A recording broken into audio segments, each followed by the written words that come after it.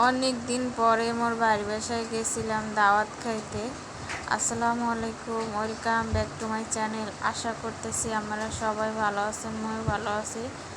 তো এই তো যাইয়ে হচ্ছে মই রান্না করছিলাম মুরগির মাংস, আর মুরগির মাংস ভুনা করছিলাম, আর মুরগির মাংস দিয়ে ঝোল রান্না করছি। তো ওইটা দিয়ে হয়েছে সবাই মোরা পিঠা খাইছি, রুটি পিঠা। আর মোরা তো অবশ্য বরিশালে কিন্তু রুটি পিঠা খুবই পছন্দ করি। রুটি পিঠার লাগে আসলে কিন্তু আরও মজা। হাঁসের মাংসটা কিন্তু আমরা প্রত্যেকেই বেশি বেশি পছন্দ করি।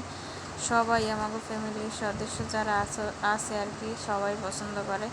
তো মই সব থেকে পছন্দ করি, মোর মানে জমের পছন্দ। এই তো এই হচ্ছে যে জল আর কি, পাতলা জল হচ্ছে, যেহেতু মানুষ বেশি, অনেকেই মোরা দাওয়াত খাইতে আইছি।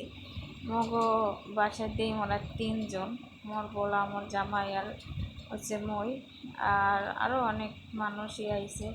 তো সবাই মিলে হয়েছে আর খাইতে বসছি। মই খাইতে বই নেই, মই হয়েছে যে বাড়িয়ে দিতে আসছি সবাই প্লেটে হইয়া। এই তো সবাইরে বাড়িয়ে দিছি, এখন মইও খামো। এক পাতিল জল রান্না করছি, এক পাইলা।